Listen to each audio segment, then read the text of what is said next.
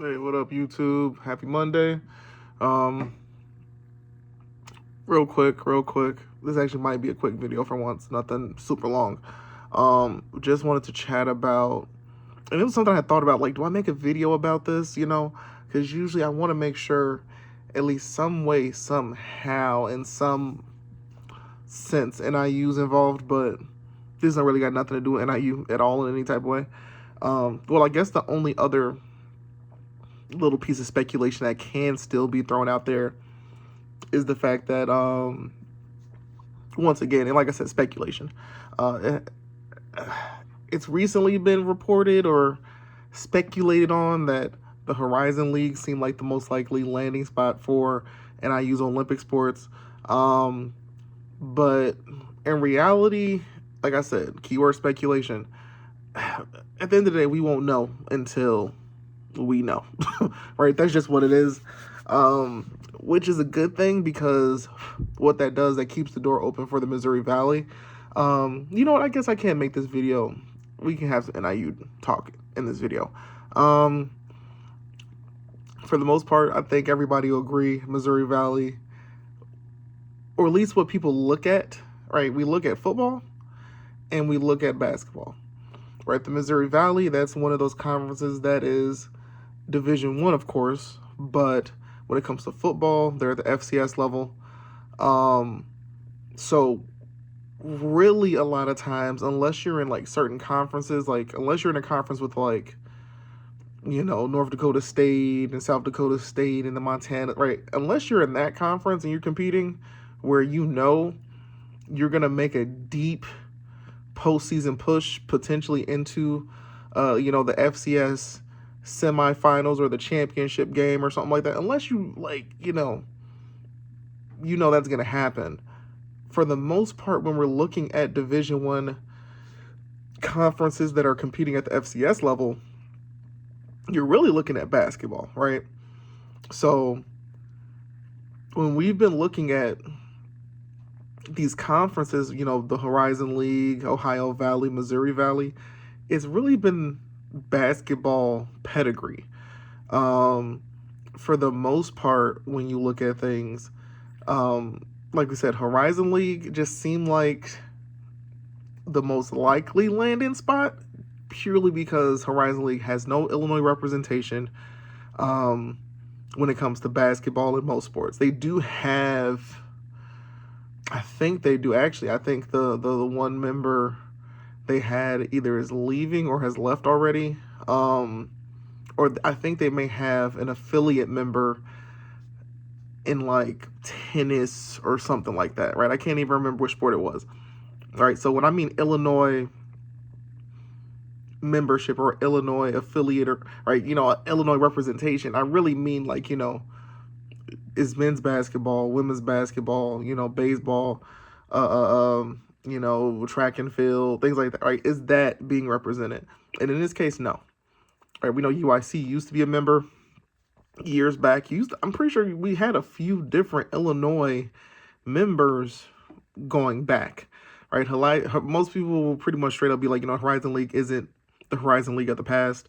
And that's just what it is. Most of these conferences, I mean, even the Missouri Valley isn't the Missouri Valley of the past, right? So the thing is, at the end of the day, what people are really trying to look at is, if you had to look at this from like which conference would be the biggest win when it comes to overall competitiveness of men's basketball, because that's what we look at typically at that level, it's the Missouri Valley, right? I don't think anybody's going to sit there and be like, Missouri Valley is not the best of those three options. To me, Ohio Valley was right in the middle, because if you do Ohio Valley, this is what you get. You get Eastern Illinois, you get Western Illinois, you get one of the Southern Illinois. I can't remember if it was Carbondale or if it was Edwardsville. I think it might have been Edwardsville, but still, right? You have at least 3 Illinois representatives for sure. And then I think there's one more, but I can't remember who off the top of my head, right? You have Illinois representation there. And then you would add Northern Illinois. So At least in Ohio Valley, you literally would get the 4 directional schools. You'd have Northern, Southern, Eastern, and Western all represented. That's what makes Ohio Valley a little fun when you look at it like that. But Missouri Valley, I mean, hands down, has the most Illinois representation. I think they already have 5 schools, which to me is like, do they really want to add a 6th? Now, somebody brought up a good point. They were like, here's what you got to realize. If you look at the Missouri Valley, the 2 schools with the most notoriety, like nationally, is going to be Murray State and then maybe Drake. But Murray State is probably, out of the current programs in the Missouri Valley, Murray State is probably the most known, right? That's the name you've probably seen multiple times when it comes to postseason play, right? Drake is also another school that, as of late, has made it to the NCAA tournament. You have Indiana State that's also in the Missouri Valley, but Indiana State, I want to say, what was it, last year when they were killing it, right? Even they didn't go to the NCAA tournament. And this season, it's kind of like they're just back to normal, right? So in reality, it's kind of between Drake and Murray State when it comes to notoriety. Here's what some people got to realize. If you have a football team that has success, you could say at the FCS or even FBS level, but if you have a football team that has success at the FBS level, by default, your school has notoriety, right? When NIU beat Notre Dame this past season, I'm not saying that put NIU on the map. I'm not saying that. But that is something that's going to be remembered. Clearly, the entirety of last season, all you heard was NIU every time Notre Dame played a game. That's all you heard was NIU. All the way up to the national championship game. All you heard was NIU. You heard the players say it themselves. You heard the coach saying it himself. If it were not for NIU, we probably would not be here, because NIU gave us that kick in the chest. They gave us that punch in the gut. Right? We had skits, people doing little skit videos where it's like, here's an NIU mention. And the next thing you know, that became a long-term part of those little skits was NIU. So NIU, when it comes to who benefited the absolute most in the 2024-2025 football season, it's NIU. It's not Boise State. It's not Texas. It's not Ohio. It's NIU, because you had a group of 5 school hit literal, what the season could have been had NIU not gone and lost the next damn game. What the season could have been, completely up to who knows what, right? If NIU had beat Buffalo, and then let's say we lose to NC State, and then let's say we run the table and win everything else, NIU probably is still ranked going into that bowl season, and then who knows? Who knows what the final rankings could have been? We beat Notre Dame. Like I said, if we don't lose to Buffalo, right? So if we beat Notre Dame when we beat Buffalo, and then we play NC State, we lose to NC State, not sure if that kicks us out of the rankings or if we just drop back to 25th. Who knows what would have actually happened? But like I said, let's say we just run the rest of the table.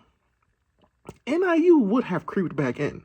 We would have been back in the rankings, right? You can't have a one-loss Boise State reach as high as they got, but then a one-loss NIU who actually beat Notre Dame not be able, our one loss would have been against a Power 4 at this point, Power 4. It would have been against a Power 4 opponent. We lose one game, Power 4 opponent, and literally it's a game that came down to a touchdown. It was a game that statistically we won. I'm not going to go back into all of that. But you can't, like I said, I don't want to get caught up in the what ifs. But like I said, You beat Notre Dame. Let's say you beat Buffalo. You lose to NC State, but then you win everything else. If you win the conference championship, I think NIU may have damn near snuck into the college football playoff, right? Because you would have to really take a step back and look at, here's Boise State and here's NIU. Let's really think about this. Let's really look at it, right? That would have been the argument.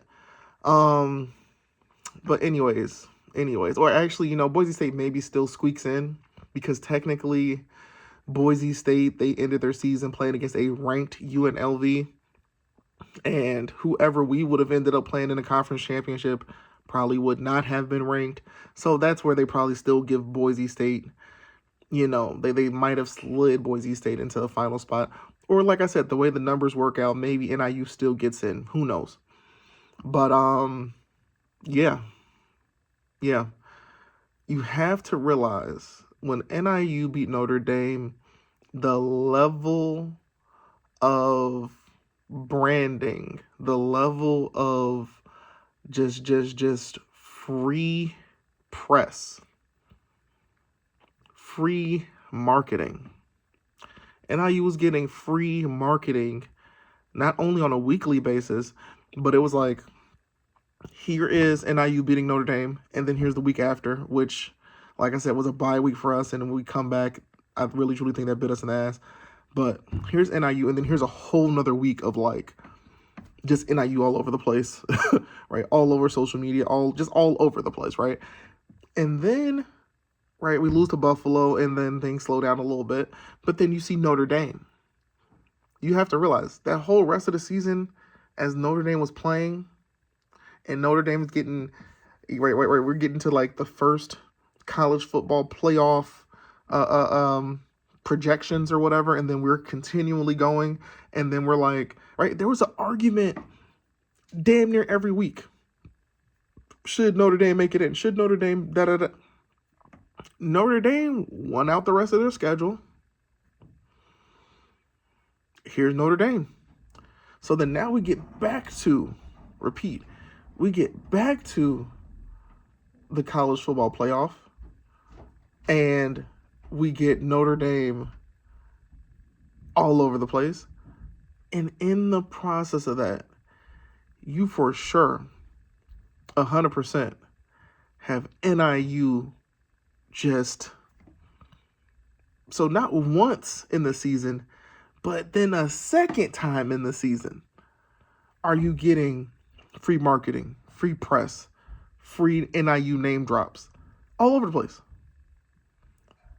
At the end of the day, because of NIU's FBS success, not just this last season, but we're talking about basically 2 decades, right? We're going from 2024 to 2004, right? Let's just go from 2024 to 2004.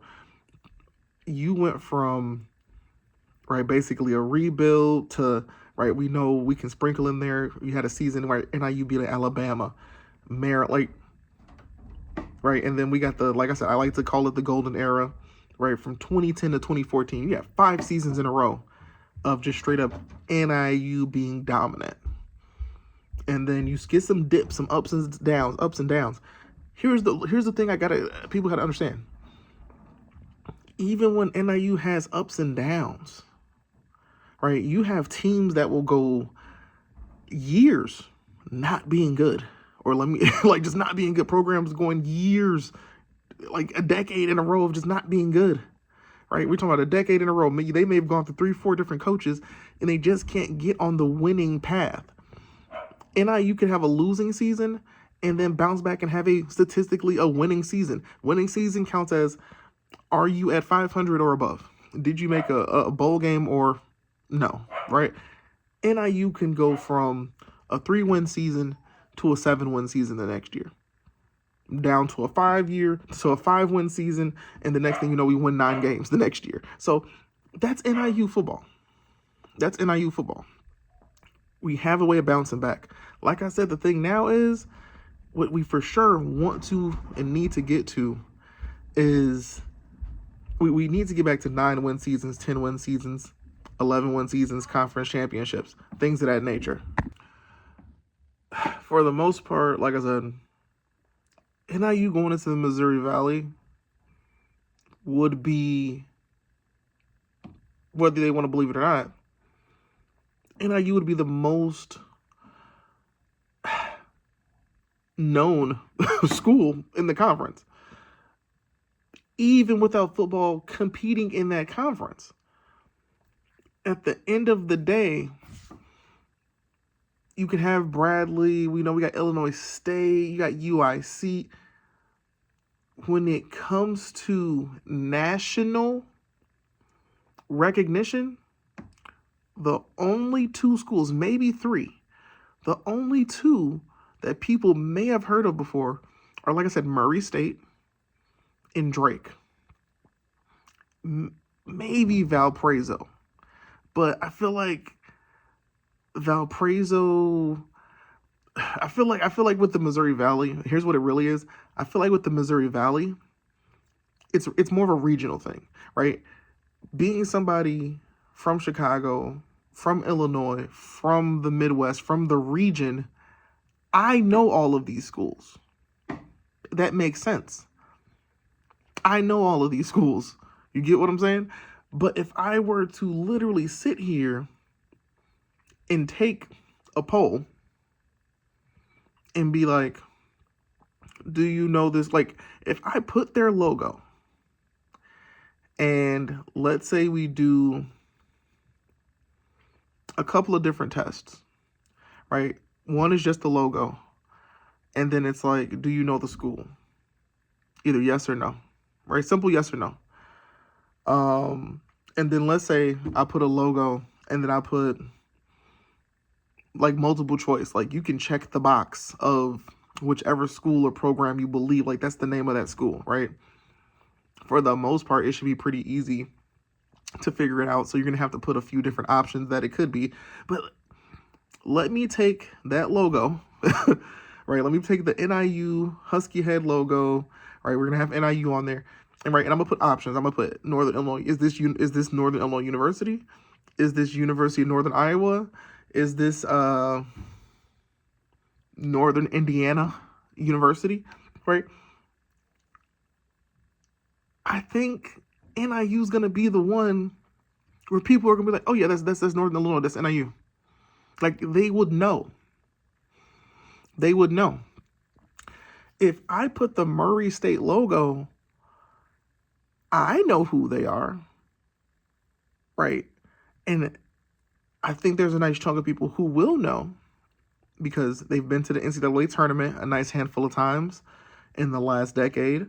And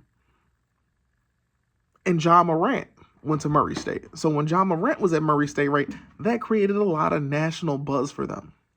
Right? That's what happens. It's just like when Steph Curry was at Davidson, right? Davidson, it got a lot of national buzz from that. Right? You got players, like every year you're going to have a player who goes to a smaller school that's balling out of their life, you know, that's going to end up going pro, right? So that kid's going to get a lot of attention. Like I said, that was Indiana State last year. You had the big man who all these folks began to learn about him and start to pay a little bit closer attention to Indiana State because of him and because of the run they were on.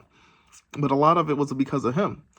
And like I said, even then, that Indiana State team still didn't go to the NCAA tournament. I believe they went to the NIT.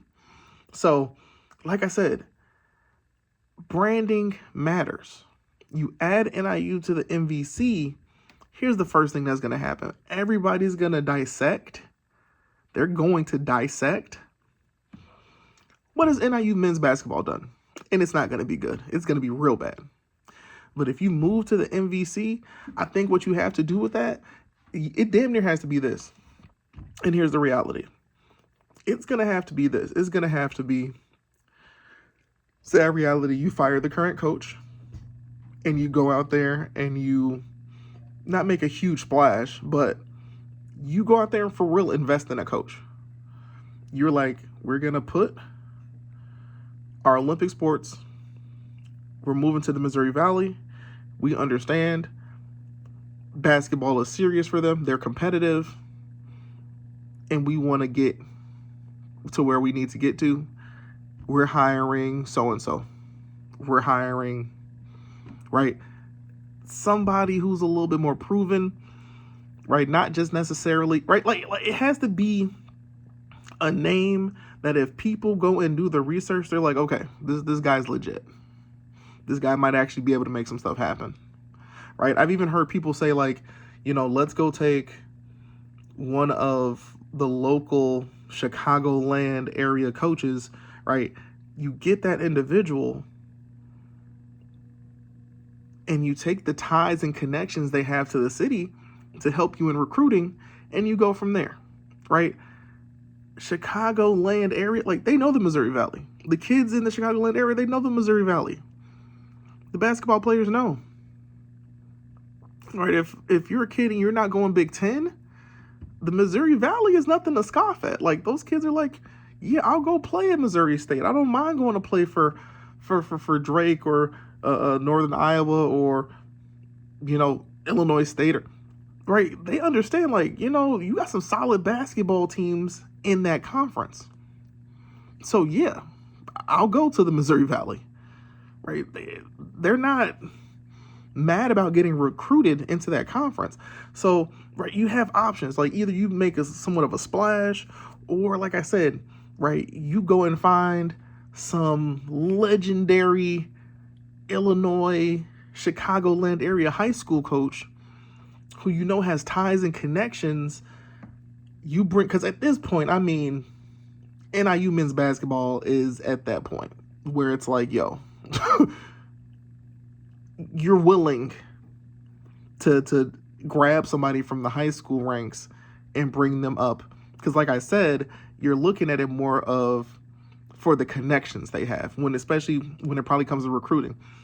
And if we're being honest, besides recruiting, if this person has been winning for probably decades at the high school level, I'm sure they could probably coach at the collegiate level, right? They could figure it out sooner rather than later. But like I said, coaching, getting somebody who knows, like, there's no reason NIU should not be competitive in basketball the way they are in football. We should be able to recruit the Chicagoland area and have a decent basketball program. I'm not saying we got to come out and win the MVC or win them, but what's happening this year, I don't think I've seen it this bad in a long time. Like, this is not okay. Like, this is really bad. Really bad. Yeah. So that's my NIU spiel for right now. Like I said, all of that to say that the Missouri Valley is actually still an option. I know somebody put out there that it seems like Horizon League is the direction NIU is going. And then somebody else is like, well, from what I know, nothing is set in stone just yet. Like, there is no Horizon League is the clear-cut winner of where NIU is going. No, options are still on the table. I think the only option that might not be on the table at this point is the MAC. And that just seems like common sense because I don't think anybody thought the MAC was going to allow NIU to stay. You get what I'm saying? I don't think anybody thought that. So that's a non-issue. This is what I wanted to talk about. The Texas State situation. That's what I'm going to call it. The Texas State situation. This isn't a shot at Texas State fans, but I remember it was probably a minute ago, some videos ago, probably closer to when Texas State shot down the Mountain West offer, and then they started, oh, well, it has to do with the exit fee from Conference USA and da-da-da-da-da. That, to me, even then, that didn't make sense because I'm like, I'm pretty sure the Mountain West is probably willing to help cover that exit fee. Like, your exit fee isn't some absorbent, some ridiculous amount that they wouldn't be able to help make it happen, right? So the exit fee isn't an issue. I just really truly think it was at the end of the day, and I get it because you're supposed to do what's best for your school. You have to understand that you're doing what's best for your school. Conference loyalty sadly does not really exist unless you're a power conference, and then even then it don't exist. Like we saw what happened to the PAC that led to this situation to begin with. We saw Texas and Oklahoma leave the Big 12, the conference where literally they ran the show. They were willing to leave the Big 12 and go to the SEC.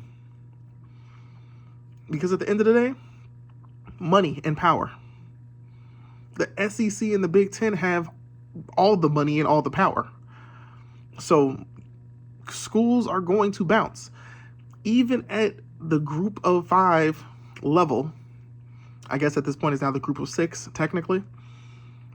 Even at that level, money is a factor. Payout, revenue distribution is the biggest factor. Right? So even though it's the Power 4 and the group of 6, there's tiers even there.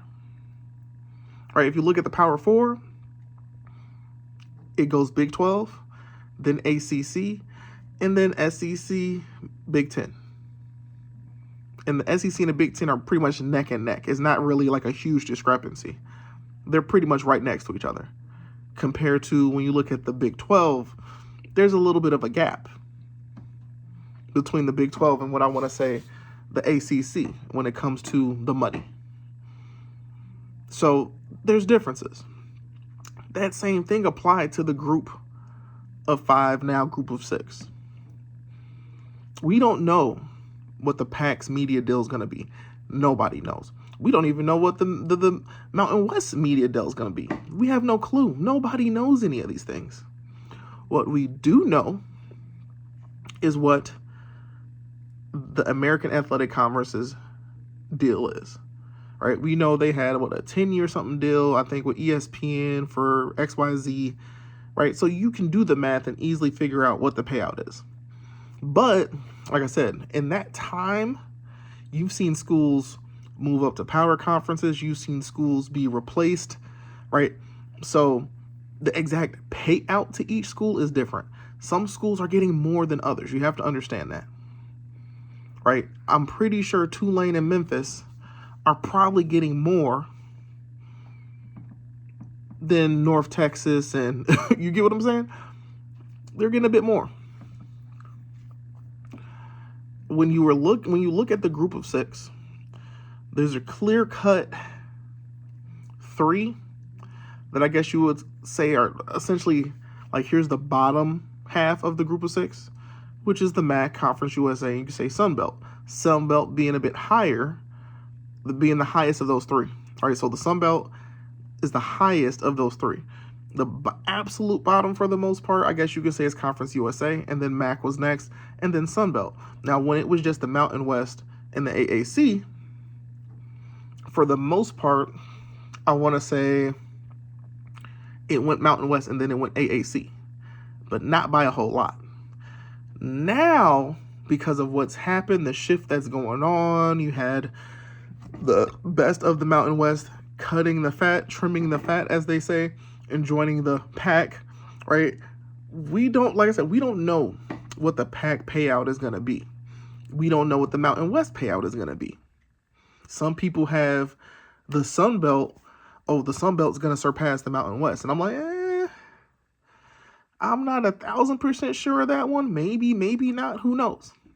We don't know yet. We still need to see what these payouts are going to be.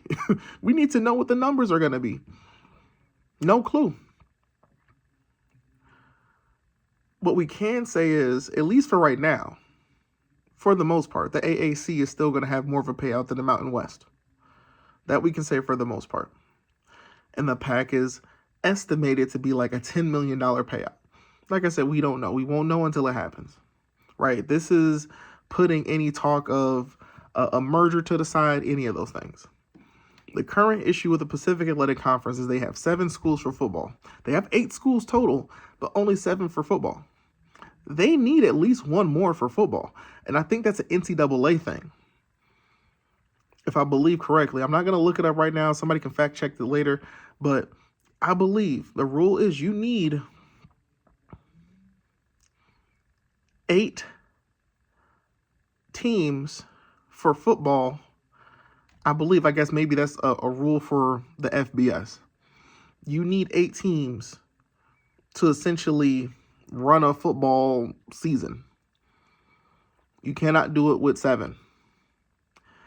So they need at least one more. They need one more. It's no longer about having full members because they have 8 full members. But of the 8, only 7 participate in football. All 8 participate in basketball, so that's not an issue right now.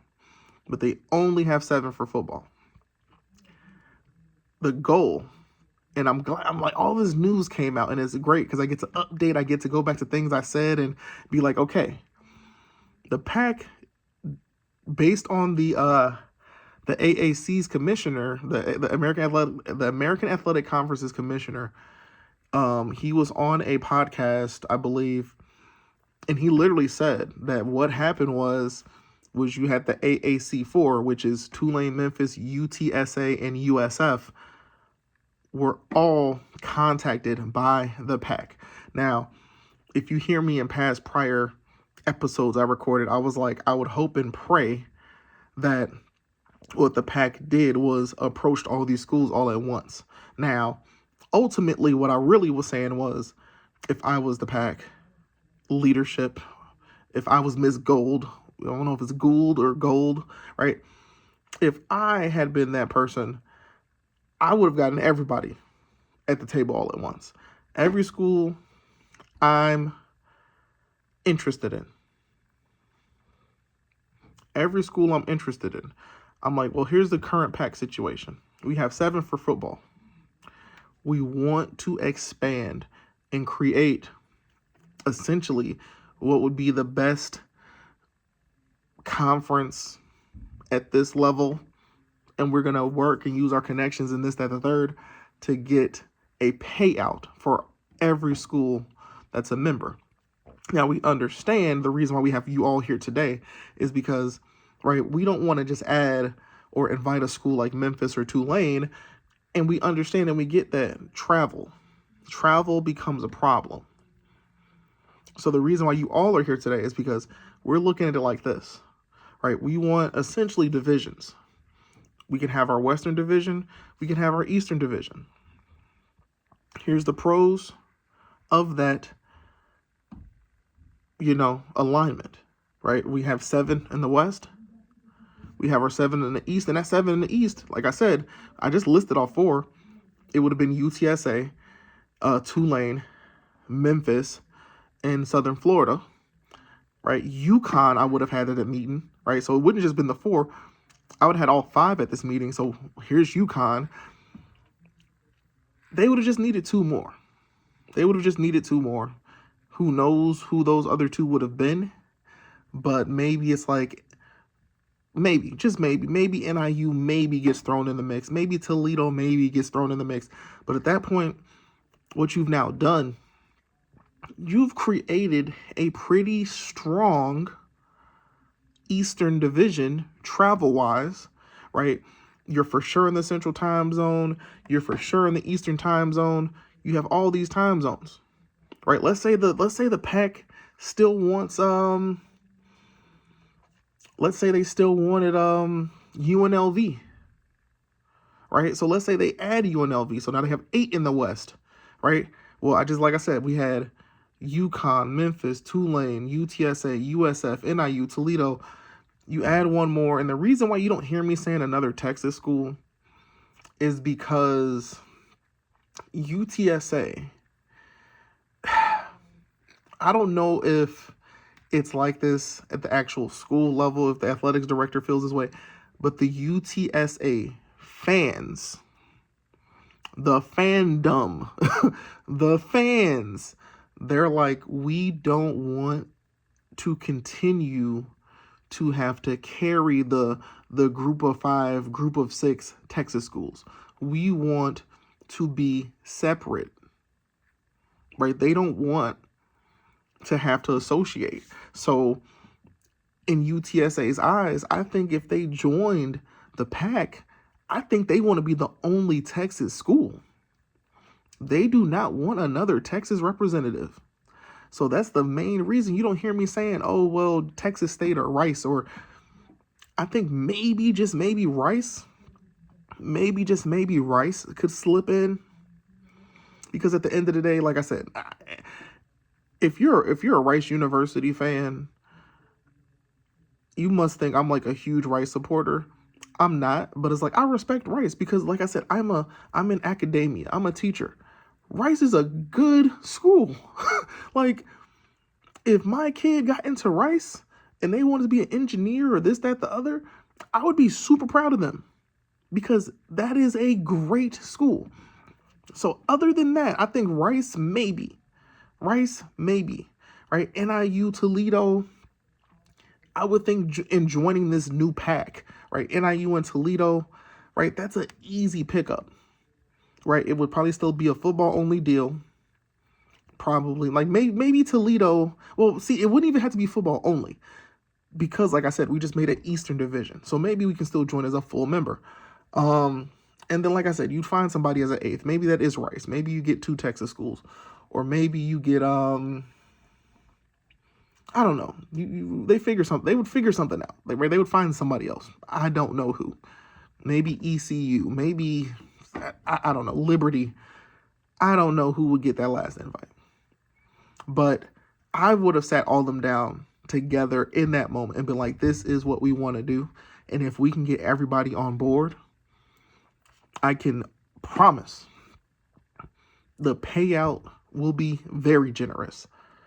It will be very generous to everybody involved. Right? That's what I would have did, me personally.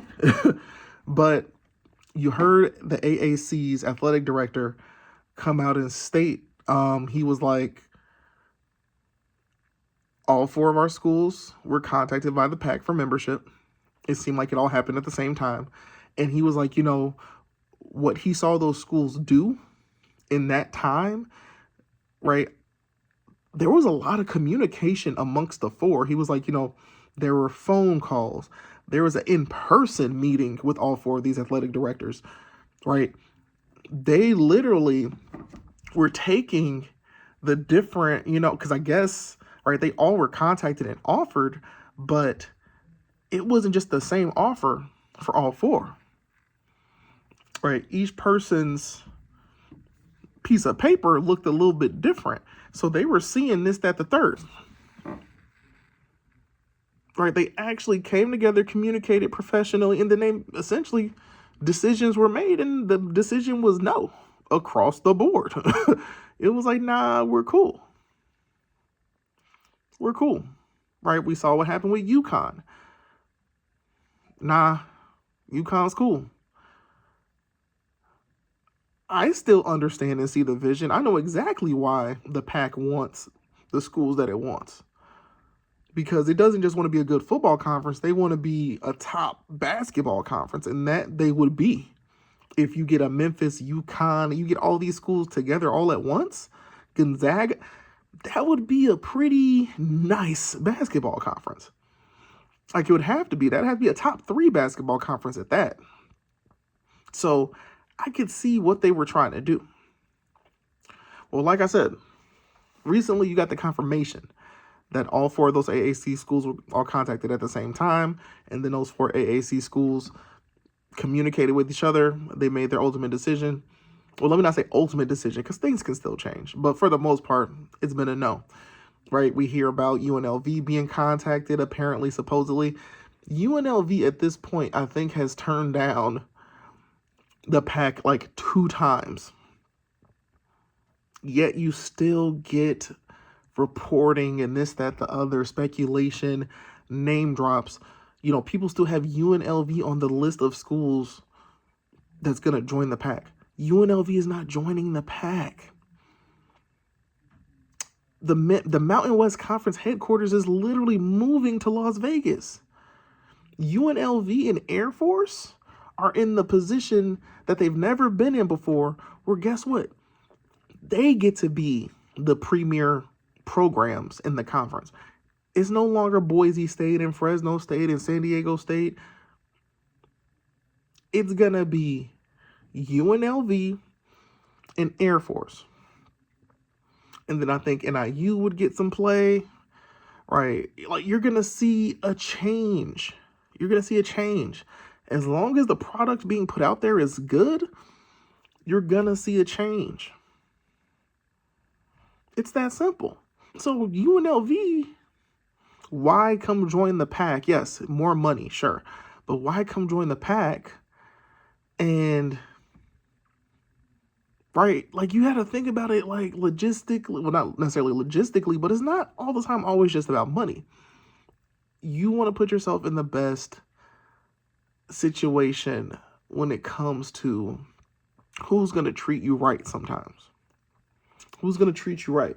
That's probably the reason why, sadly, it was easy for NIU to leave the MAC.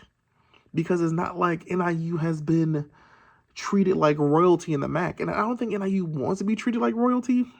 But I can tell you, NIU definitely, like, it doesn't make sense why NIU isn't getting some primetime premier ESPN coverage when it comes to MACtion programming. I think there was even a season or two where NIU had no MACtion games, which made no sense. Like, that's insane. That makes no sense.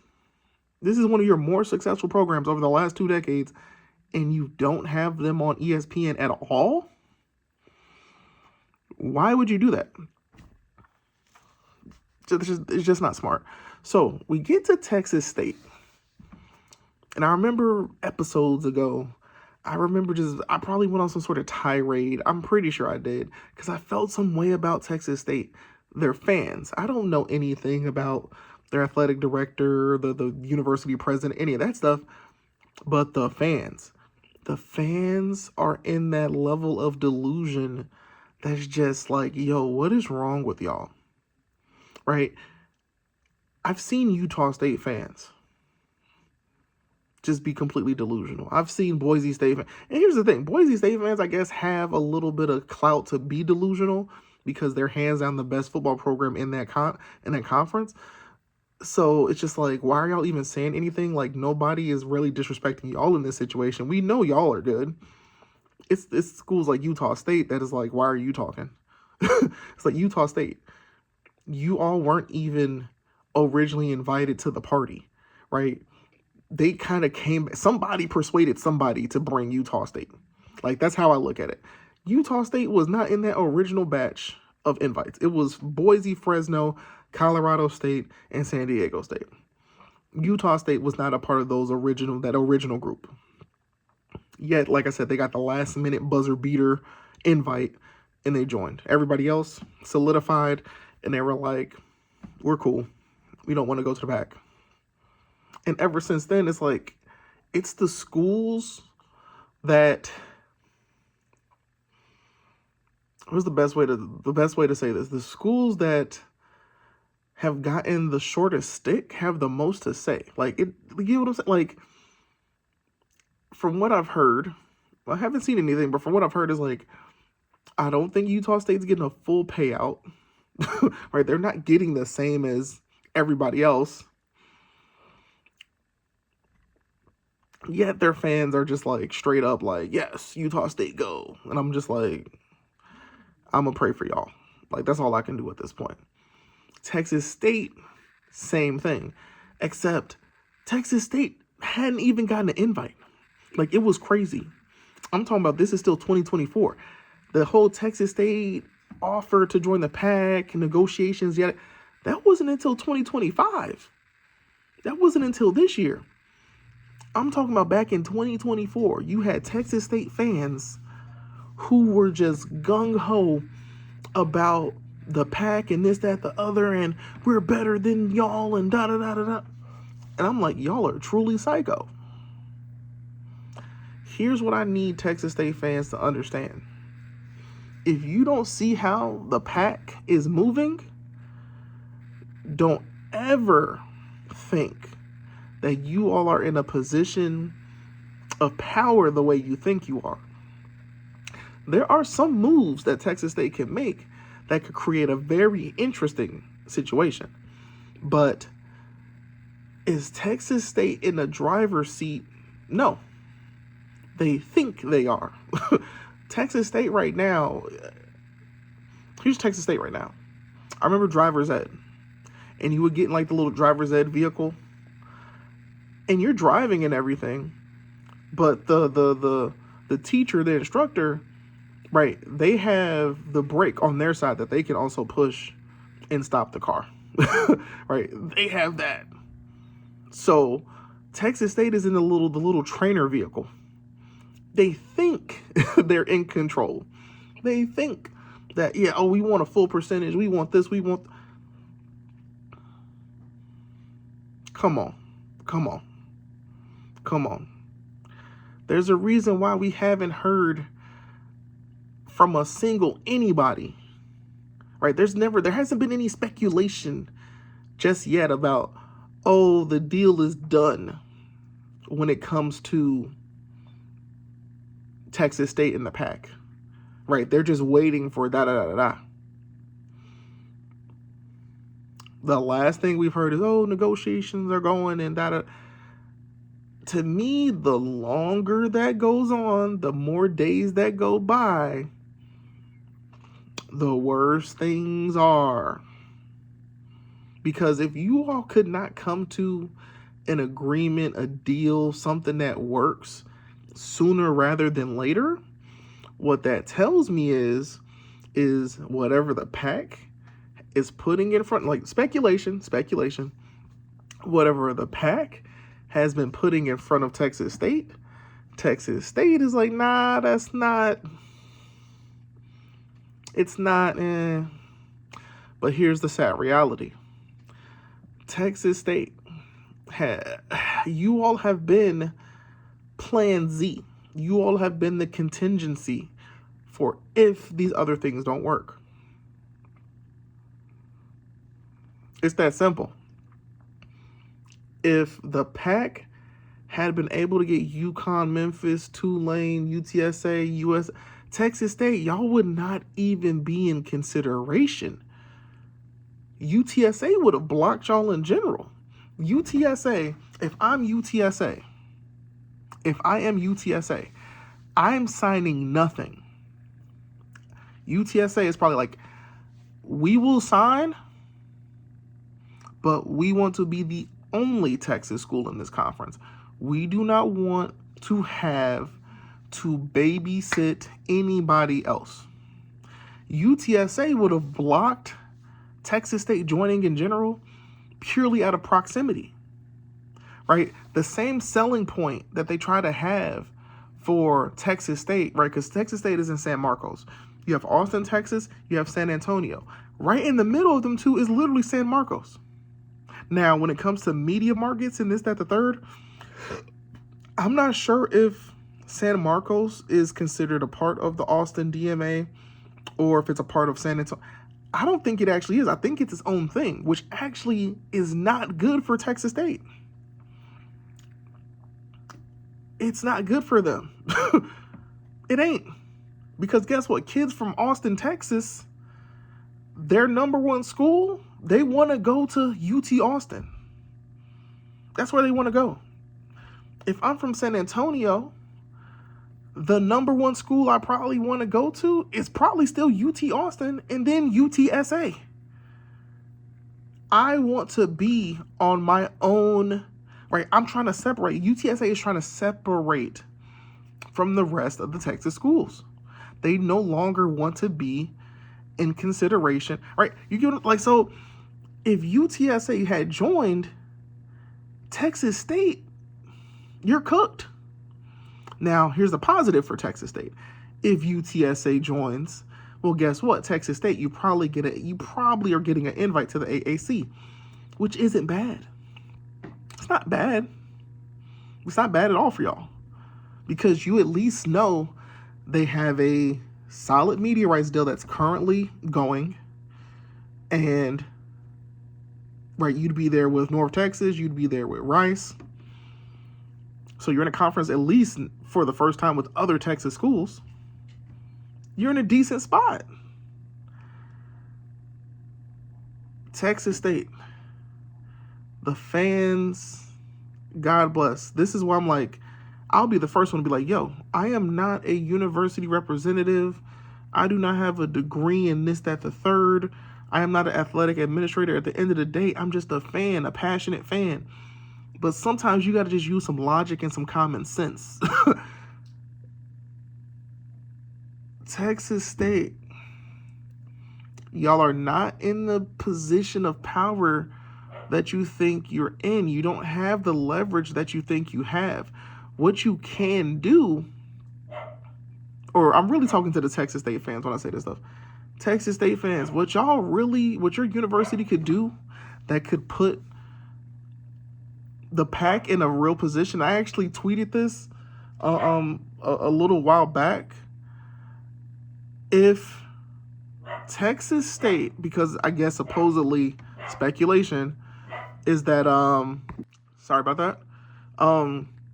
Speculation is that the Mountain West, or I guess they never said a conference, but it can be, you could assume it's the Mountain West. The Mountain West is still in talks with Texas State. They have not given up on Texas State. There's still communication. If anything, I think what's going on is because you see things taken as long as they are supposedly with Texas State, the Mountain West is like, you sure you don't want to join? You're getting a full, like you join as a full member, you get a full percentage cut, yada, yada, yada. Are y'all sure y'all don't want to join? Every day that goes by, every week that goes by, every month that goes by, that Texas State is not in the PAC, you're starting to create a situation. Maybe, just maybe, Texas State, y'all should probably think about joining the Mountain West. I had tweeted that here's one move that Texas State could do that could truly force a situation. And this does kind of go back to merger talks. If Texas State joins the Mountain West, does that then create a situation where the PAC is seriously like, maybe a merger isn't completely horrible? Because at this point, what it would force is this. You know the AAC schools, they aren't joining. They just aren't. They are not. You need, right, if you're the PAC, you need at least one more football program. Most likely two, but I think they need at least one more. The options that are now left for the PAC at that point, you're talking about Louisiana Tech. You're talking about Louisiana. You're talking about schools that I do not believe that they want at all to, like, what it would create. Actually, no, this is what it would force.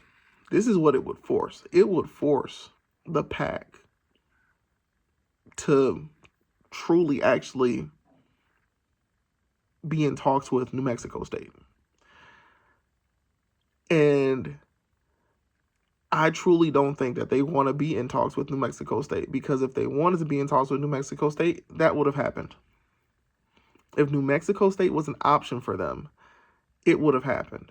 You may even be like, well, then how come New Mexico State and the Mountain West? And the reason why New Mexico State, at least what I originally heard, was, well, New Mexico State isn't getting added to the Mountain West because of New Mexico. All right, they keep blocking New Mexico State from, getting an invite. In reality, the thing that has kind of impacted New Mexico State from any sort of invite is really UTEP joining, because UTEP and New Mexico State are so close to each other.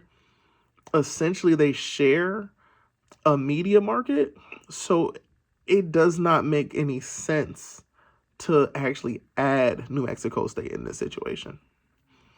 That's why.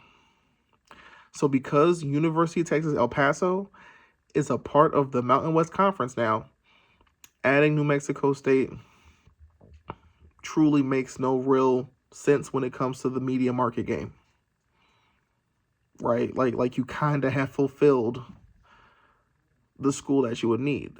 Technically, you would also apply that to Sacramento State because the Mountain West has added UC Davis. Essentially, that kind of creates that situation where, guess what? Sac State is now also, like, it would make sense to add Sacramento State. Like, you'd have two schools in the same exact media market in your conference. Doesn't make sense. Texas State joining the Mountain West also would put the Mountain West at 10 for football.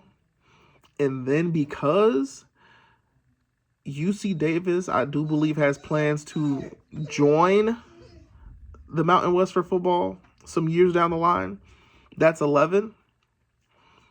You actually create a situation where it's like, you just really might just add one more. You add one more school, and that you have options. You got a few options. So you just got to look at it like this. I mean, if we have NIU, or no, let's say we look at it like this. If you have 12 schools, like let's say it's 2029 at this point, NIU's already made that transition. Texas State is a part of the Mountain West. You can do the same pod type setup that the MAC is currently doing, where it's like 3x4, right? You'd have UC Davis, Hawaii, San Jose State. That's a pod. Let's say you have Texas State, UTEP, New Mexico. That's a pod. You'd have, I want to say, Wyoming, Nevada, UNLV in a pod. And then that last pod would clearly be like Air Force, NIU. And then that's where you're trying to figure out who's your last school. Is it North Dakota State? Do you add a Tarleton, right? And if you add Tarleton, do you switch that pod up a bit and just, have the three Texas schools together, right? Do you have North Dakota State, Tarleton? Or hear me out, you kind of start to dip back a little bit into, do we approach Toledo as a football-only member, right? It creates a very interesting situation for the Mountain West if a merger never happens. But if Texas State joins the conference and a merger never happens, okay, you got some options. You got some options. Like I said, this video ended up long anyway. But my thing was this. Like I said, Texas State fans, please understand, y'all are not in a position to force anything.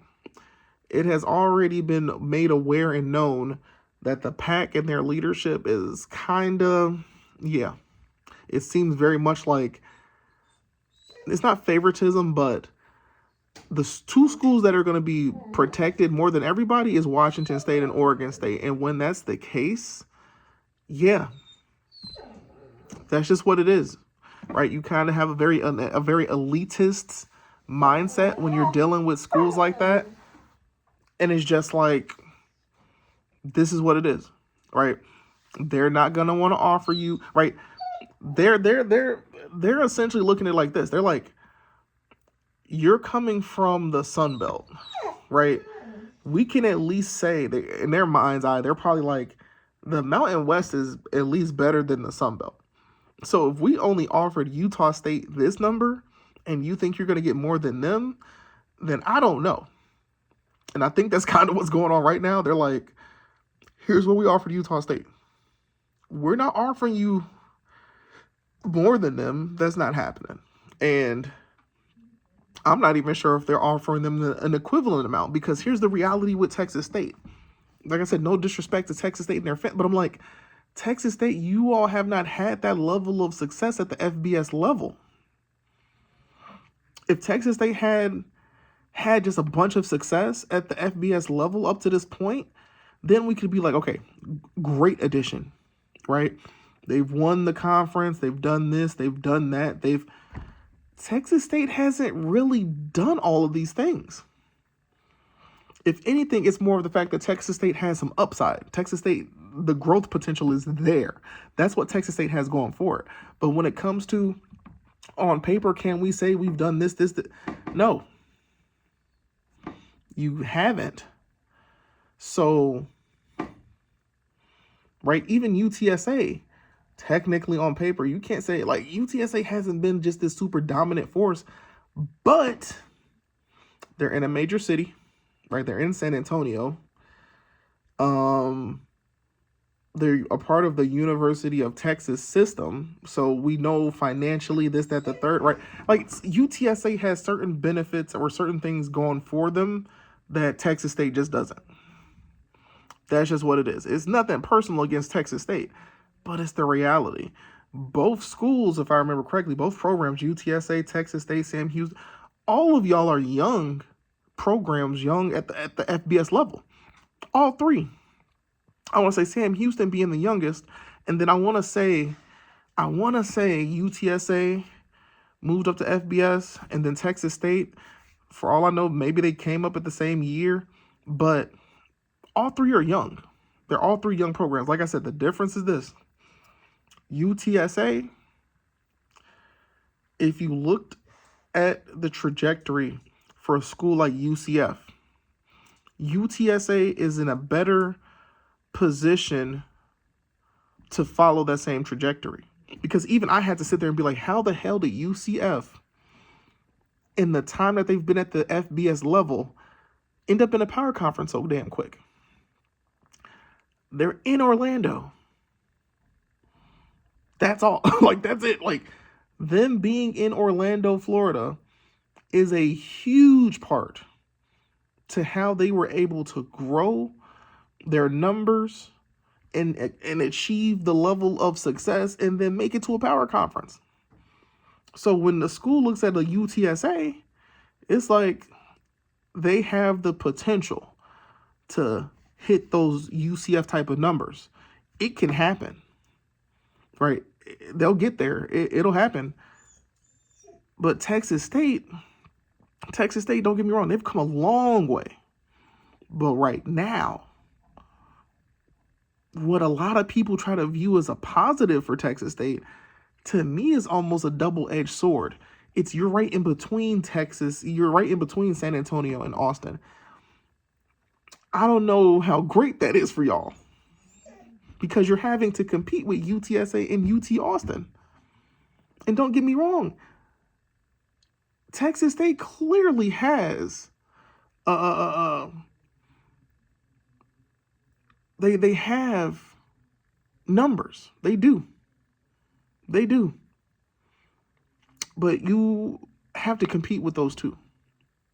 So if UTSA doesn't, out of left field, decide to join the PAC, Texas State, I mean, clearly y'all have a chance. But like I said, Texas State fans, y'all have to understand, like, I don't think Texas State has the leverage in this, that, the other that folks want to believe they have. Because if the PAC ends up at the end of the day going to New Mexico State more than likely will join the PAC in a heartbeat, right? They will join the PAC in a heartbeat. There won't be all of this back and forth. It'll be, yes, we accept the invitation. There you go. And if that happens, that puts Texas State in a real tough situation, because the leverage y'all may have had, there's no promise that the PAC is going to circle back around to y'all and be like, okay, do you want to join now so we can get to 9 football members?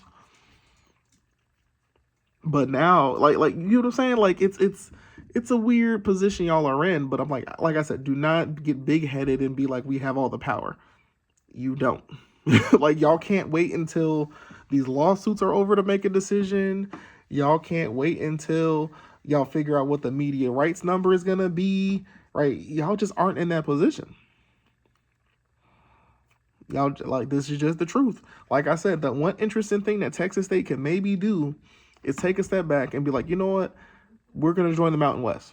And if they end up joining the Mountain West, you could maybe, just maybe, see an interesting situation where you end up seeing a merger type situation happen.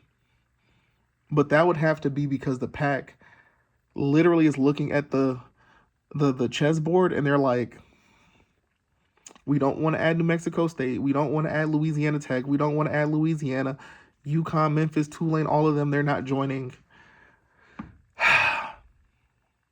okay, we'll join, we'll merge, and we'll go from there. That's what's really left over. Like that's what Texas State could maybe force something to happen in that sense. Could maybe make that happen.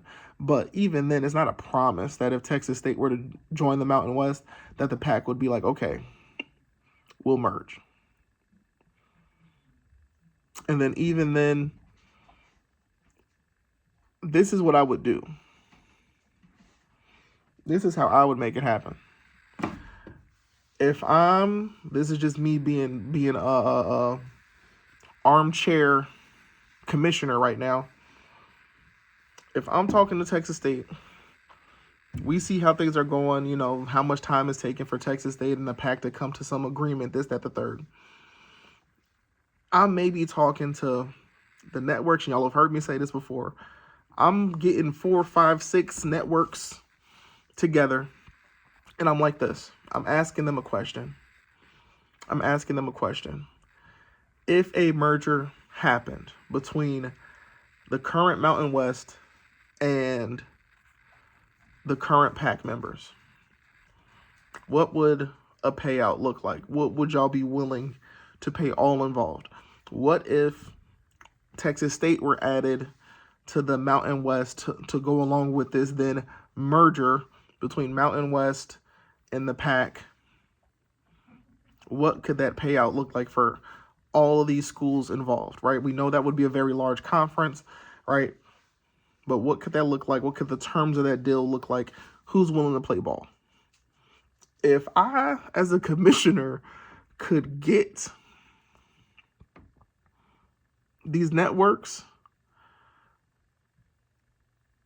into a conference call, if I could get them into a meeting, and then I could take that information back to the PAC, and then also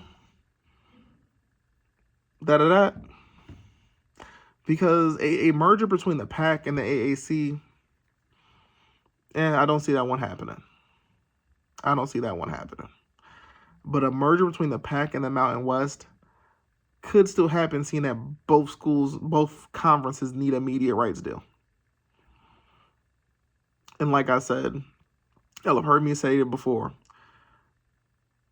To get the number to get a number that would satisfy or should satisfy everybody involved, it would have to be a long-term deal. We're talking about like a 12+6 type of deal, where it's like it's a 12-year deal and everybody's getting paid, you know, let's say $15 to $17 million a year.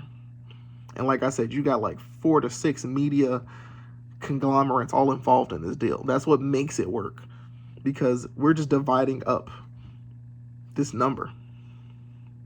We're creating opportunities and pathways, and right, it would be truly an interesting endeavor.